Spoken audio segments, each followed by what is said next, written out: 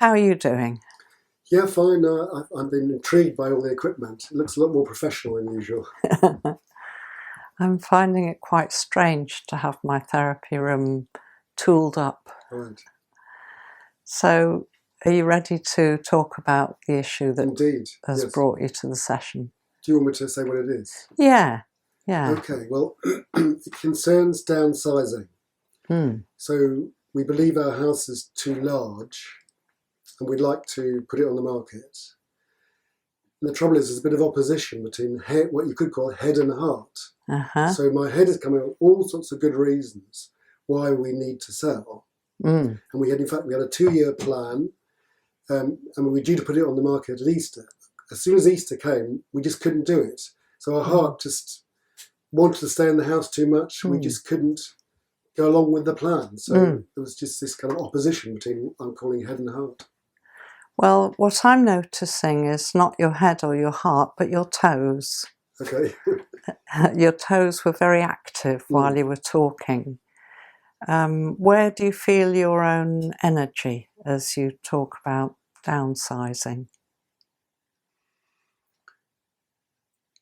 It's difficult. I think my toes are probably responding to being a bit nervous. So I'm not sure.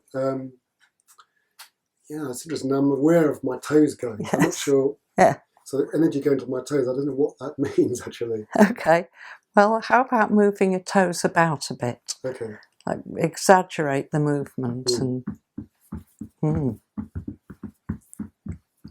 you're sort of tapping or marching here.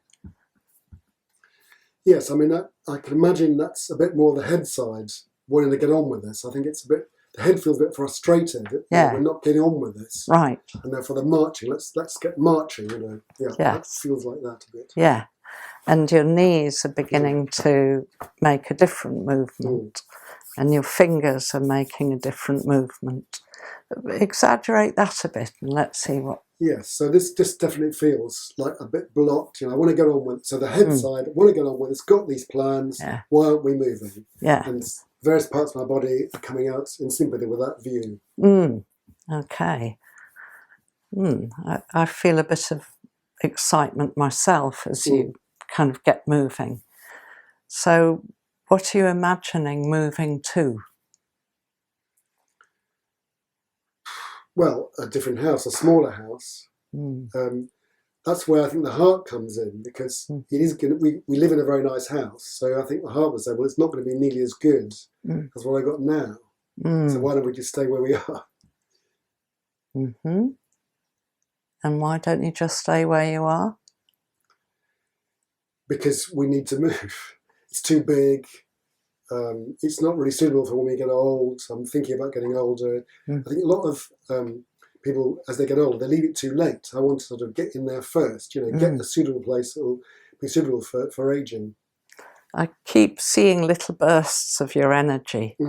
I want to get in there. Yeah. Okay. Trying to imagine how we can just take this a bit further forward. What would it be like to get in there in here? Would you like to show me what getting in there means? You can move the furniture around. You can make a space that looks like the house you're going to. You could make a space that looks like where you're leaving. It's very difficult. This feels like the space I'm in now feels fine, like here. I don't have to move. Whereas the idea of moving to a new space is very unknown, so I've got no idea what it would be like. I think that's part of the problem. It feels, if I'm looking from a heart perspective, it's not going to be very good. It's not going to be nearly as good as I've got now. It's very difficult to imagine. Well, every time I imagine all the kind of negative aspects of things won't be so good.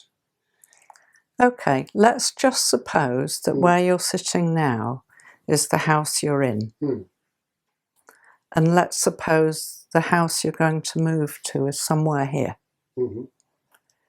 Will you build the house that you're going to live in over here somewhere? Okay. I suppose, so this is the new house. I'd want to begin with just to sit in it as it is, get to sort of understand how it is. So I wouldn't want to rush in to do any building. I want to stay here for a while, get to see what it's like, maybe its strengths, things that don't work so well, and then start modifying it. So I find it very difficult to think in terms of actively creating the new house, really. Okay, so you'd better come back to the old house. Yes. But I'm going to do something now. Okay. All right. I'm going to stop you moving from your house where you are now. Okay. You're trapped. I think that feels where I am anyway. I think when you talk about the nervous energy, I just do feel a bit blocked. But as I say, it feels like a bit like brake and accelerator on a car at the same time. The head wants to move forward, the heart's holding back, and we're just not getting anywhere. And I feel blocked. And so therefore this is just, in a sense, depicting part of what I feel. It does feel a bit like trapped. So you're trapped. Just stay trapped for a minute. Just show me with your body how you're trapped, because actually you're sitting in the same way you were before.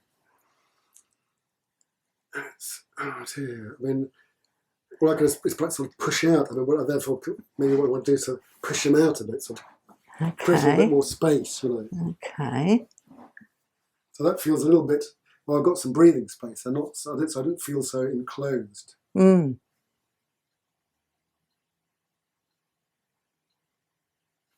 So the more I push away, the better it feels, really. And funnily enough, I don't feel quite so trapped. Okay. So I feel I've got a bit of breathing space. So some movement came from inside you there. With your own energy, you pushed. Yes, I feel that you were kind of almost exaggerating by sort of putting the things quite so close together. Yeah. You know, you're making me. I felt a bit trapped, but by that made me feel more trapped, and therefore it's easier to find the energy. Or I don't want these; it's not helping at all. Let's just push them further out. Okay. And as you do that, what's happening now? It probably says that it's okay to give a bit of time to it. So the kind of nervous energy, the foot tapping, knee moving, and all that is probably a little bit too urgent and not necessarily very helpful. I think I do need to move, but we don't need to move next week, as it were, you know what I mean? So it probably says that a bit more time's okay. Yeah. And now what? As you say that, a bit more time's okay. But it's not an infinite amount of time. As I say, this is the trouble. It feels like I can create a little bubble, but if I go to one edge, the head's getting anxious and saying, come on, get moving. If I get the other edge saying, let's not bother, let's just stay here indefinitely. Let's not make this an issue now. So it's a fine balance between those two positions. I'm noticing that when you talk about your head and your heart, you talk as if they're two objects outside of you, the head and the heart. Have you noticed that? No, I suppose I find it a bit helpful to do that. It's such a difficult problem. It's creating some, for me, emotional turmoil that actually it's easier to sort of objectify the head and the heart as though it was outside of me having this argument and I'm just watching it. Okay, let's watch your head and your heart have this argument. Where would you put the heart in this room?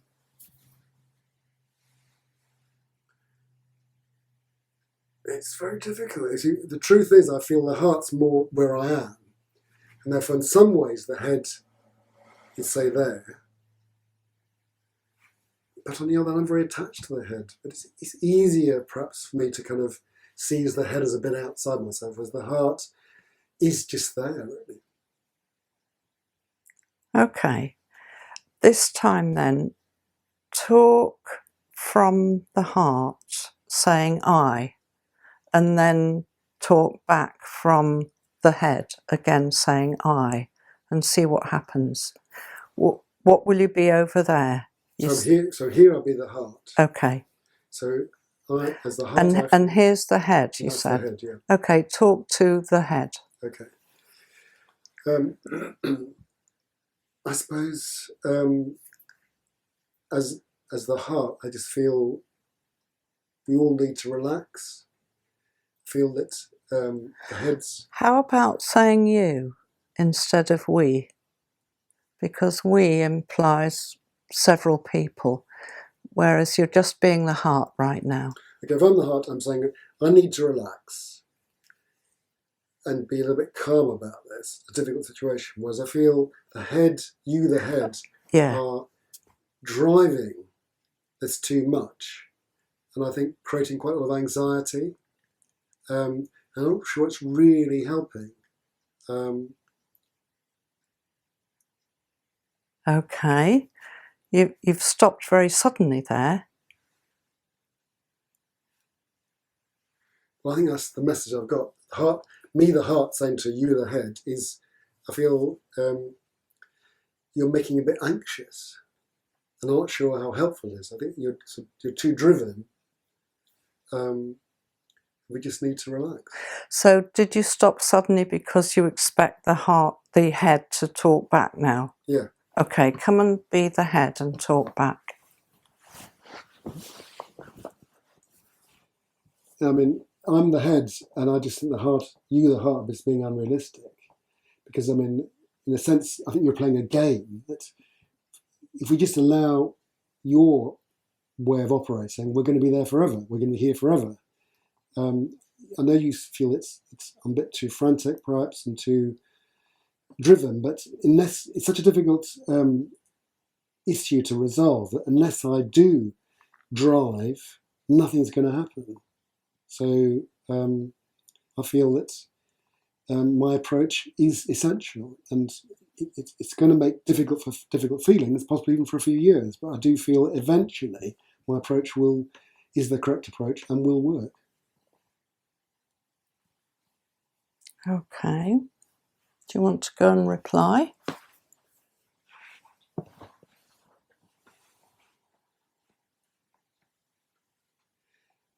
I think from the heart, I'm worried that I feel I have more of an overview, a sort of holistic view. And I feel that you, the head, are just too linear. You're too kind of driven in a very, very sort of specific direction, but supposing it's the wrong direction. And I think that's, as I say, I feel you generate some anxiety, and we could just be rushing off at great speed in the totally wrong direction and do untold damage. Mm. Okay, now take a kind of assessing position over there and look back at these two arguing. Well, I'm now coming to, you didn't like me using we, but I just feel the only way forward is to, rather than see in opposition, we've got to get some alliance between heart and head. I mean, I think they've both got perfectly valid positions. I suppose I need to find some way of synthesising it, and that's what I'm finding quite hard. Okay, so what would it need from you to put these two closer together? What needs to happen now? I don't know.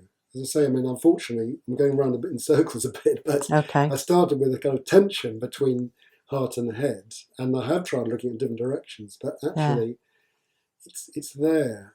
I mean, I think probably what will happen is that realistically, nothing's going to happen until next spring. So plan was to put it on the market last spring. I think the next time we could consider that again is next spring. So I think the heart's kind of make a point. Let's spend a bit of time. I think the head then could say, well, okay, let's look at perhaps areas we haven't looked at and be a bit kind of wider, perhaps less driven, less linear.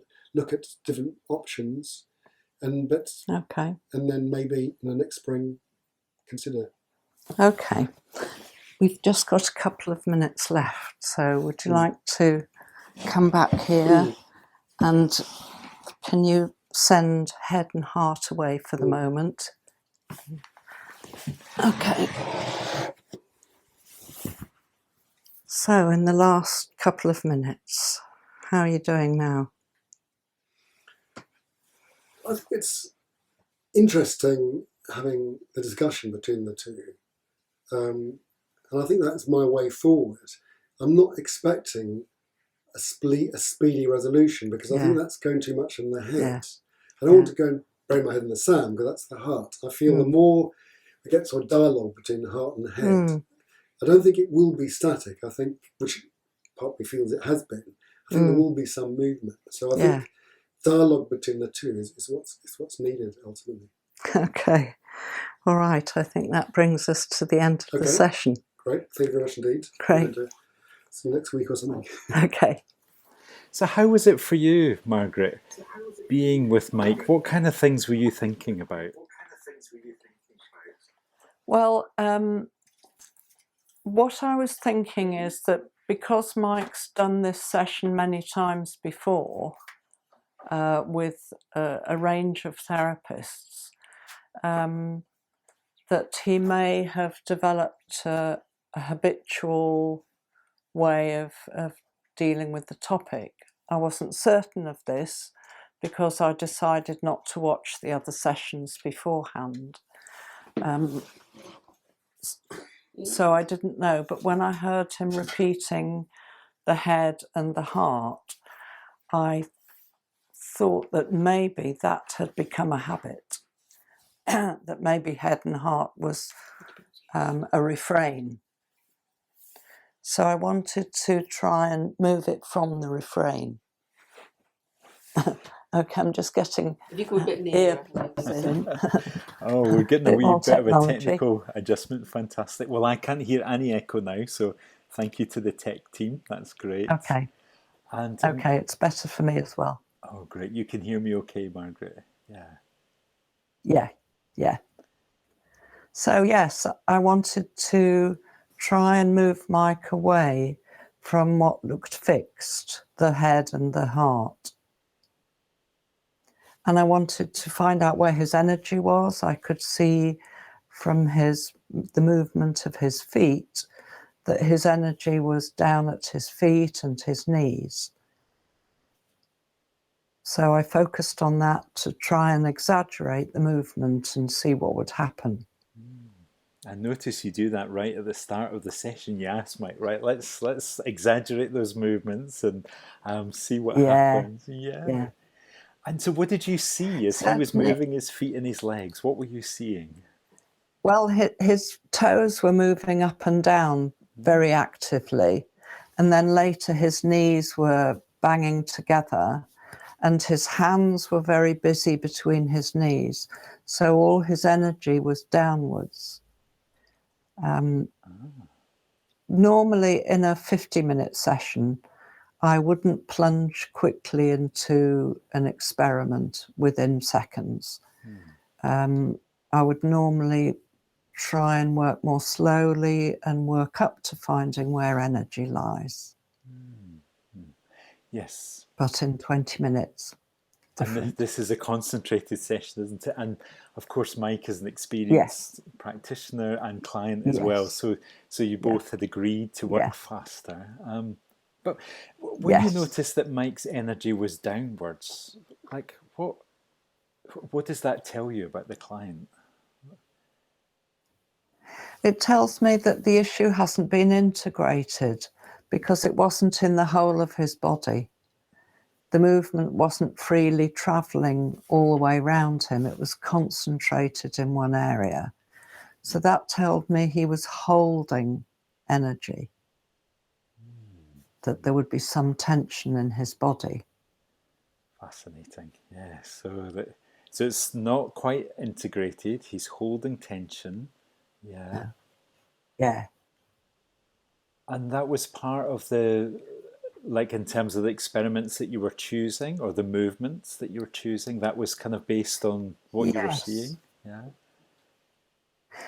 If we had, say, 6 weeks to do that piece of work instead of 20 minutes, I'd be very interested to find out the history of his movements.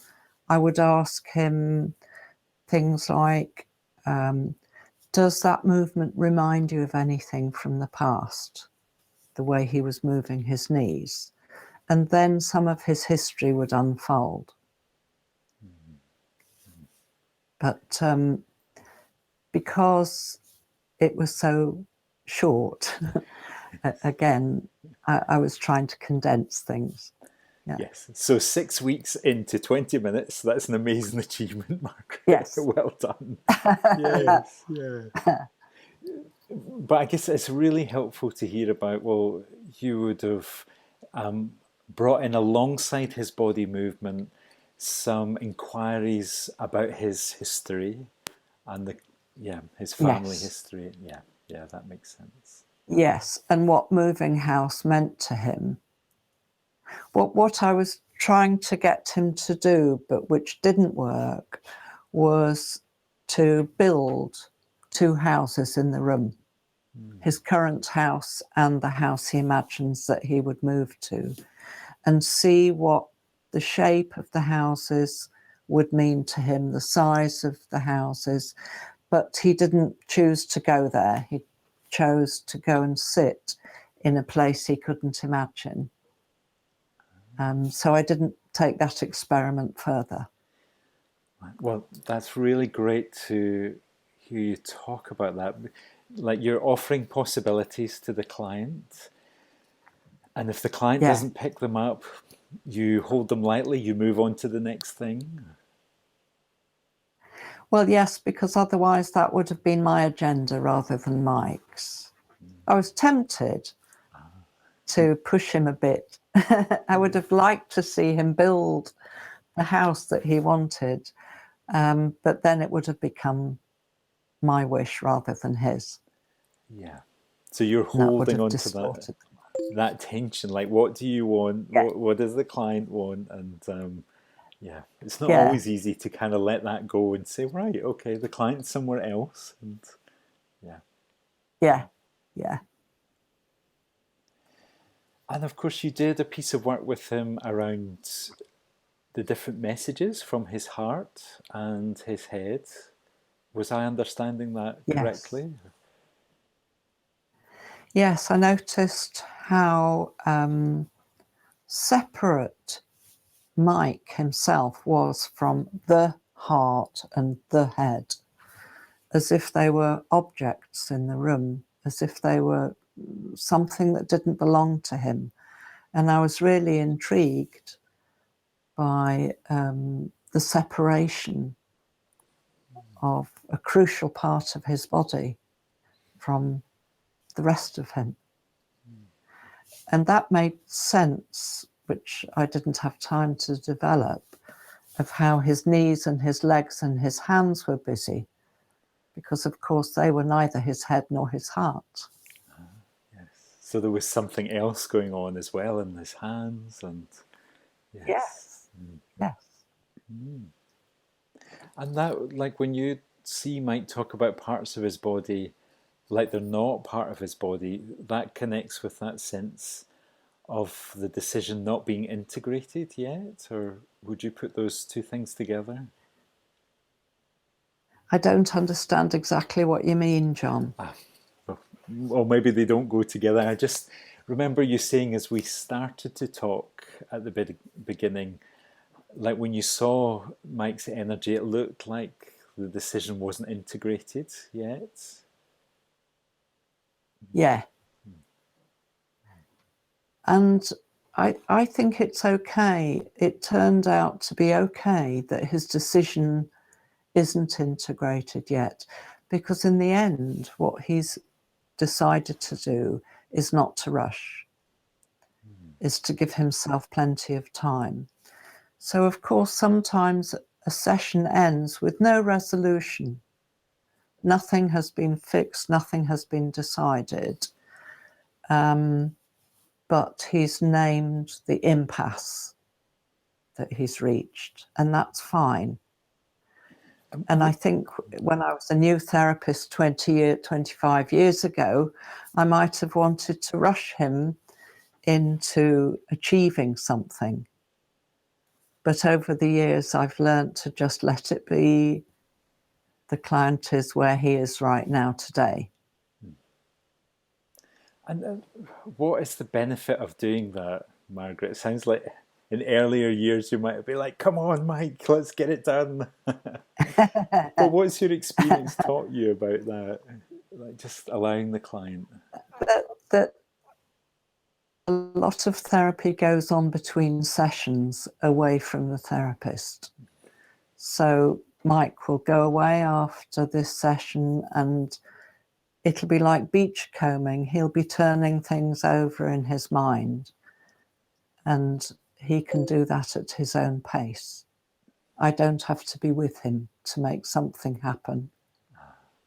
I really love that you've said that, because I think it's so easy for us as therapists to forget that our clients spend most of their time without us. Yes. It takes away the grandiosity of the notion that I might have a magic wand. Yes. As much as we would, as therapists, love that, and of course, often clients want that from us too, to like help them make something happen. Yeah. But you're really holding in mind that between the sessions is often where the magic happens. Yes. Yes. Very much so. And also, I could tell that Mike would be perfectly happy to go away and think and make his own decision in his own good time. If I were working with somebody without Mike's experience, I would probably find a very different way of wrapping up the session. I wouldn't be happy to leave somebody, as it were, dangling.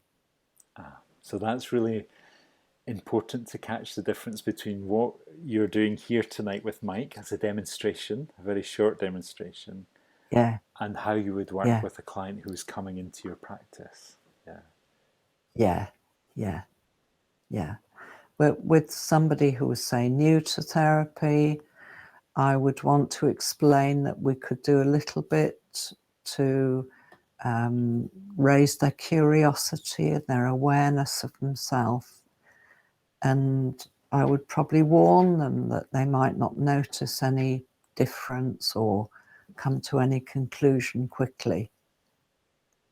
But that would be a very different kind of session.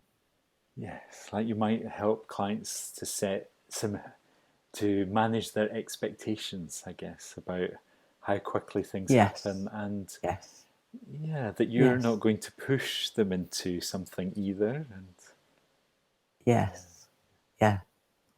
And that might be important as well, like you're moving Mike around, you're moving things around in the room. For some people, they might need a little while to get used to the room before you start.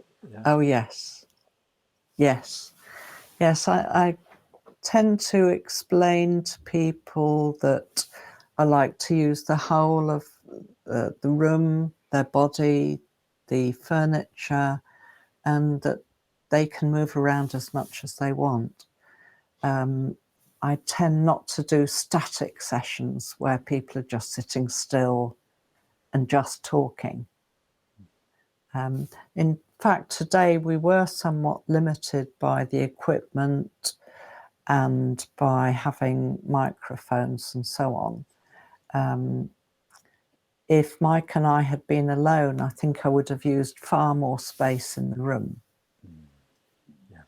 So even the movement that we're seeing is quite limited in terms of what could be possible.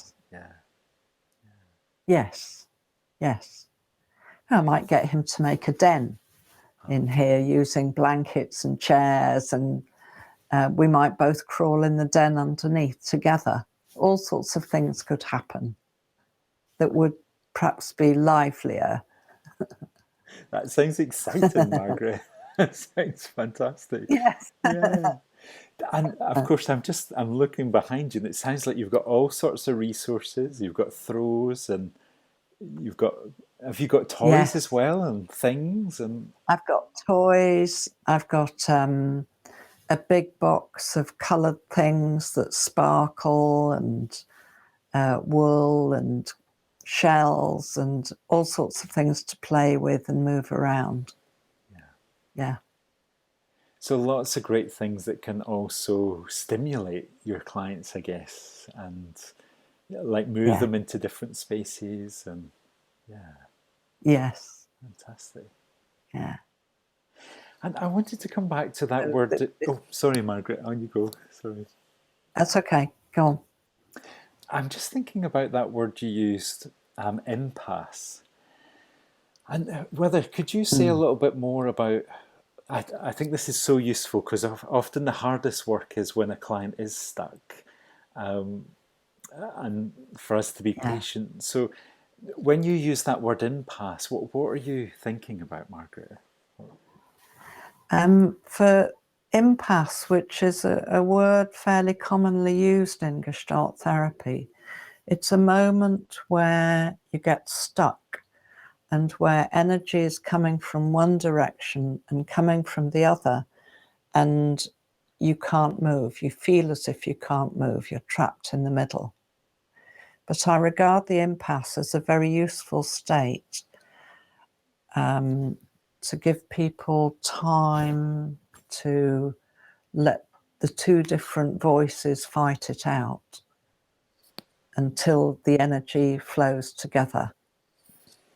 So I tend to hang back at the impasse. I'll push on both sides, like I pushed a chair in front of his feet to trap him, because I wanted him to experience the impasse more fully, to feel worse, to feel more trapped, to feel stuck in there. And interestingly, his feet pushed and his arms pushed, and he made himself more space. So I don't artificially try and take somebody out of the impasse. I'm more likely to push them back in. Oh, this is so interesting, Margaret. I love the way you're describing this. And like as therapists, we can easily want to save our clients from that stuck experience or feeling. Yeah. Yeah. No, my attitude is get really stuck and see what that's really like. Yes, yeah.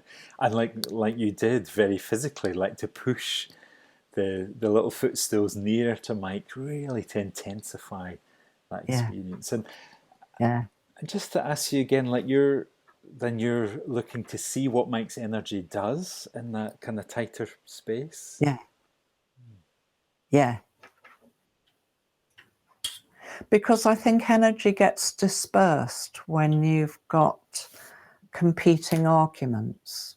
One moment you want to be on one side of your argument, and the next minute you want to be on the other side. And as you travel between the arguments, you lose energy. And I thought that was hard for Mike. I thought he was losing energy going between one argument and the other. Yeah. So maybe there's not as much energy to then for the next thing that's going to emerge. Is that what you're... That's right, that the energy is floating about. It's not concentrated enough. Yes, yeah. Oh, and I can just see, I know I've been trying not to look too much at the chat room. Lots of colleagues are excited and writing lots, so that's great. But just saying impasse sounds a useful concept, not come across that before. So wanting to say thank you for that. I think this is really helpful, the way that you've described that and how you were able to get us to think about what you did with Mike. Yeah, fantastic. Yeah. I mean, we should be kind of coming out to hear what everybody else is thinking. But before we do that, Margaret, I would like to kind of say, well, like we've really talked about what you were doing with Mike, and which has been deeply interesting. Yeah. Is there any comments you'd like to make about, maybe there's some things you're thinking about the approach as we kind of sit and talk together, anything you would like, any other things you might like to say to us, I guess. I think that's... Well, I didn't listen. I've never been into your chat room, and I didn't want to go to the archives to find out what the other therapists had done, because then I would start trying to be deliberately different or comparing myself. I was very resistant to doing this through Skype, which I know that other therapists have done, because I only work with people in the room right there with me, with their energy, their breathing, their body language. So I wouldn't have gone for the option of doing it through the webcam. Yes. Well, I'm really pleased that you were really clear about that, and that we've been able to join you in your counselling room and see you moving about, see Mike moving about, you moving the furniture as well. So useful. Yeah. Really is a great opportunity for us, Margaret. Yeah, fantastic. Okay. Well, let me bring in some of the feedback from the chat room. As I'm looking there, I'm not sure if there is a way to bring Mike in terms of... Yes. Do you want to check in with the team while I have a look at the chat room? Okay. Mike, do you want to come in? Doesn't really sound, can't you? Hi, Mike. Can you hear me? Or Mike, have one of those. Can you hear me now, Mike? Yeah, I can. Yep, Yeah. that's it. Yeah. Bring you in a bit more. That's great. Mike, can you hear me? Yeah, I can hear you. Oh, Yeah, fantastic. Oh, that's great. Well, let me bring in some of the ideas from the chat room, and Mike will get some feedback from you as well about your experience of being client. Now, there was one that I always wanted to make sure, like, would you always do the session without shoes? Is that part of, do you want your clients in their socks, or is it okay to wear shoes as well, in terms of just noticing the movement with the toes and the feet? I don't let people wear shoes in here, because I often work on the floor, on the carpet. I'd be working on the dirt off people's shoes, which wouldn't be good. Yes.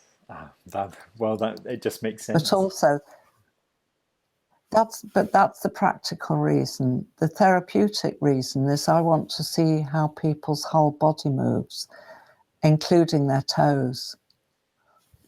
Yes, you don't want to miss the toes. No. And also a question. So thank you to the colleagues who are typing away. I really appreciate all the colleagues who are with us and who are asking the questions. Under there? Are you both comfortable? Are you managing? I'm just getting another stool for the laptop. Oh, there we are. That's great. There. Oh, yeah, it is better if you could put the camera and not here. So okay. you just listen to it. Just listening to it and look and speak, pretending that that's John. Yeah. Okay, thank you. So, and whether another question, whether tension is held in different parts of the body, or like different forms of tension are held in different parts of the body? Well, muscles could be contracted, which would be one form of tension. Somebody could feel backache or neck ache from a tight muscle, or someone might get tummy ache, which is really different. Yeah. Or they might feel sick, or they might get a headache. So they're very different kinds of tension in the body, and that might arise during the session as a response. Yes. Oh, yes. Somebody might actually vomit. Really? In the room? Yes. Yeah. Yeah. Wow. Like the tension becomes so tight in the tummy that the client would vomit. Yeah. Wow. Yes, if somebody is very shocked, they might get a strong headache or something else. Yeah. Oh, wow. So I'm very aware of body reactions. Yeah, I can understand that. Yeah, especially in the light of what you're saying. And another colleague was commenting that, Margaret, you come across as really thoughtful and respectful, a really safe pair of hands, and you're also willing to take risks and try something creative. And does that resonate for you, that you're also taking risks with a client? You maybe don't know how it's going to land, or? Yes, certainly. Each time I suggest an experiment, I've no idea where it's going to go. And I have to consider the risk quite carefully. If it's somebody who would be easily alarmed or very nervous person, then I would find out how much risk they're willing to take. So if somebody found an experiment too scary, I might suggest a milder form of that experiment, a little step, to see what their risk-taking ability is. That sounds really important. You're not pushing all clients through the same kind of experiments. But yeah. Not at all, and certainly not at the same speed. I might go very, very slowly. Or alternatively, I might get somebody who's very adventurous and is very willing to explore where they don't know where they're going either. Yes. Yeah. Great. Well, thank you for those responses, Margaret. And Mike, thank you for getting attached with the headphones. That's fantastic as well. So, Mike, this is your 6th counselling session. So thank you for sticking in with us. And we always want to know, well, what's it been like for you? We've been having a great chat with Margaret about what she's been up to and thinking. What did it feel like to be client? Yeah, I mean, I enjoyed it. It was helpful. As you say, it's a 6th session, so it's interesting experiencing 6, excellent practitioners, all with different approaches. And I think having the different approaches coming at different angles is very helpful. Really, I mean, this is a real problem. It's not it's not going to be resolved as such in 20 minutes, but it does help me probably create a bit more fluidity, perhaps. I think somebody said, Peter, in the chat room, commented that the resolution was a little bit less anxiety or a little bit less tension between the two, head and heart and so forth. I think that's probably about right, really. Yes, like that. Like maybe there has been a shift for you in that due to the session, or? Yeah, I mean, I think, and people are commenting a lot of things goes between sessions. I think, this is like the 6th session, and I think it feels like I've got a difficult issue, and this is the 6th session, and each session's been helpful, and between sessions have been helpful as well. Definitely. Yeah, and Mike, I guess one of the differences in Margaret's approach to the other approaches that you've worked with is there's been lots of movement and things in the room being moved around. And I think some of the dialogue we've had, when we're seeing something other than what we would usually do, we might be a bit nervous about it. But it's great to be able to ask you as client, what's it like when Margaret's saying, come and sit over here or stand like that, or I'm going to move this stuff around. I think I was noticing some anxiety, a little bit kind of frozenness. So specifically the thing about building what the chat room called dens, I just found my mind went complete blank. I didn't see how I could do that. But moving around, I mean, being in the position of the heart or being in the position of the head or being in the position of the resolver, that was kind of interesting. I think me being in different places, actually, I felt I was getting a different perspective. Yes. Yeah, so that, like the first offering from Margaret about building something just didn't seem to fit for you. In fact, it sounded like your mind was saying no, it just went blank. And yeah, I think in a different situation it might have done, but just then, for some reason or other, I must have been anxious. But certainly my mind went blank, and I just couldn't see how to do it. Yeah. So, whereas when she put the blocks in front of me and I could push them out, that sort of that physicality was helpful, and I felt I could do that. Yeah, yeah. So it was okay that Margaret then tries something else with you. Yes, and I thought I particularly appreciated a bit at the end. I was wondering how on earth we were going to end when she said take a third position, the sort of resolver she called it, between the head and the heart. That was really helpful, being able to have that role in a sense to be the resolver between the two. So because I think I do want to not see the head and heart in opposition, but in some kind of alliance. And I think that resolver position enabled me to sort of start thinking in that direction. Ah, yeah. So that third position was really helpful for you. Yeah. Mm. Yeah. Oh, fantastic. And the moving around, once you found the experiment that would work for you, that it felt okay? Moving around as such, yes, that's fine. As I say, I found the building, my mind went blank, and I was also a bit surprised my mind had got blank, because I suppose it implies I'm a bit anxious, and usually, I was thinking, well, this is the sixth session, I should be used to this, but for some reason or other, I did experience some anxiety just at that particular suggestion. Mm-hmm. Yeah.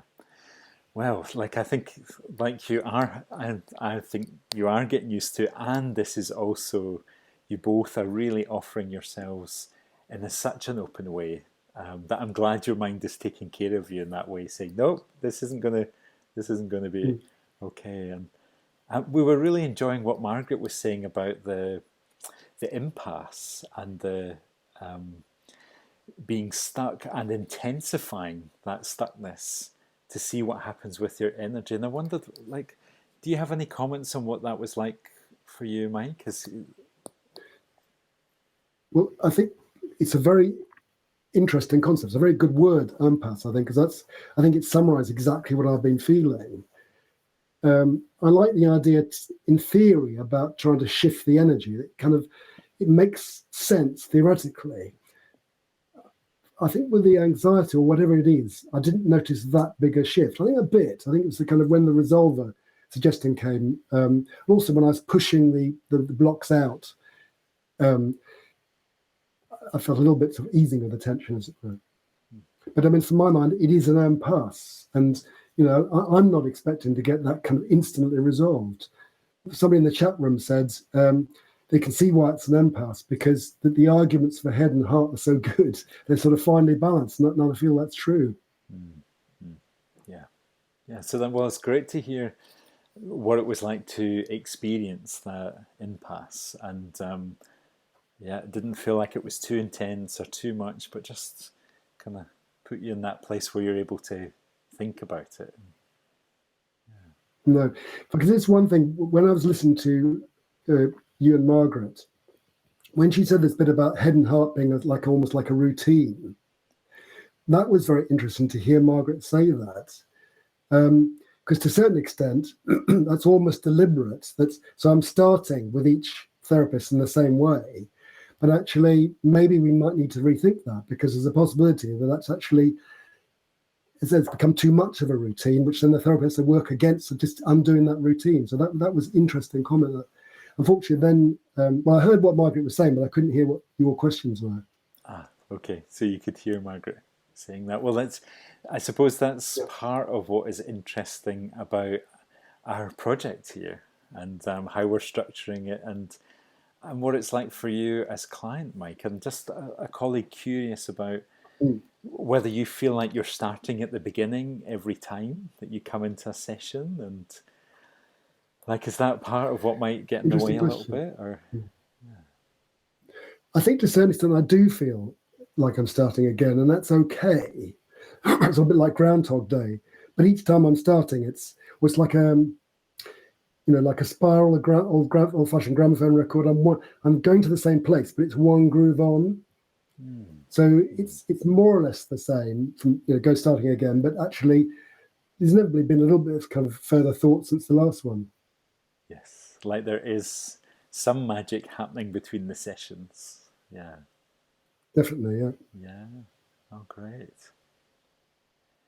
Oh, well, we've got about 5 minutes left, so we've got a little bit of time. I wonder how you're doing, Margaret, as you're hearing from your client, and is it kind of giving you any other thoughts about the piece of work, or? Yes, because of what Mike's just said, that my idea of the heart and the head becoming a routine was new to him. I wish I had asked him that during the session. I wish I'd thought to say, has this become a routine? Or it sounds as if it might be a routine, just to elicit what it meant to him to say the head and the heart. But what I particularly wanted to avoid, because I find Mike quite intellectual, was to get into an abstract debate about how he would do his therapy. And I thought that was quite a danger, and that it was very important to get something more energetic going with him. But I wish I had somehow tackled that in some way. It's a really interesting observation. I think I know many times when I've, especially in supervision, thought, oh, I've had this thought, but I didn't do anything with it, and yeah. Yes, and another moment was actually when I did see that Mike froze, when I suggested the building part of the experiment. But I chose not to go with that because, again, I didn't want to get into something abstract, something that meant explaining. I still wanted to get him moving. Ah, yes. Yes, you want Mike's body to be moving and interacting, and Yeah. yeah. Yeah. Oh, thank you for catching those thoughts, Margaret. And how about for you, Mike? Does that make sense to you in terms of like getting into the movement? And Yes. Can I just say that I'm just aware of, I was quite shocked when Margaret said, that the head and the heart seem to be a bit sort of outside of me. I was thinking, am I going mad? Am I dissociating? So different parts of me sort of, I'm not owning, as it were. So, and I think I've had a level of anxiety for whatever reason. And I think that's so dissociation is probably a little bit linked with that as well. So I was quite glad when Margaret at least gave me the opportunity to pull me back. So I said, I'll at least be in the heart space and we can have the head out there, I mean, again, the comment about the intellectual, that's very much, I can very easily get into the head side, and I think it's very important to ground myself always with the heart side. Again, I'm using those words again, but just we're short of time, so it's a shorthand. yes, a shorthand, but very powerful concepts to think about, like how, Margaret, you've helped Mike to kind of make contact with something that isn't as easy, I guess. Like Mike, you're saying you could easily get into the thinking around it, and like Margaret's helped to open up something else, but also in a way that hasn't kind of spun you out into something where you think you're going crazy, or like helped you contain that experience as well. Yes, I think trying to concentrate all in 20 minutes is a bit difficult. I can imagine that if Margaret had longer, I'd have probably got into the more physical side, more movement. Yeah. I think it was a little bit coming out of my comfort zone, and I was doing my best, but only managed to do it so far, really, in the 20-minute slot. Yeah. Well, that's it, isn't it? We've got 20 minutes. It is a demonstration. The bit that myself and all the colleagues who are online with us can't see is just how much technology you've got in front of you, too. Yeah. So, yeah, this is not a regular session, but I think like the generosity that you're both showing in this piece of work, allows us a little window into your work, Margaret, and how you think about your work and how you do it. And that is very exciting. That really is. It's great. Okay. Yes. Good. So we're come to the end of our time. So I just want to say to everybody who's been live online with us, thank you so much for coming and spending this hour with us. And if you're in the library, you know, you're watching this as a recording, thank you also for taking the time to engage with us. And I'm not sure if they can hear us, but I want to say, Margaret, to you, the tech team that are with you there, to both team members, thank you so much for all the work that they've put in with the sound and the video and the broadband. We've done a really great job there, so that's fantastic. And Margaret and Mike, thank you very much for being in front of the camera and really being generous with yourselves as therapist and client. It's very exciting to be able to do this, and like this is a big risk for you both to take to do it live. So thank you for trusting yourselves with us. We really appreciate it. Okay. Thanks so much. Thanks, Margaret, as well. Yes. Thank you. Well, let's bring our event to an end there, and we'll look forward to the next time we get to work together. Bye for now.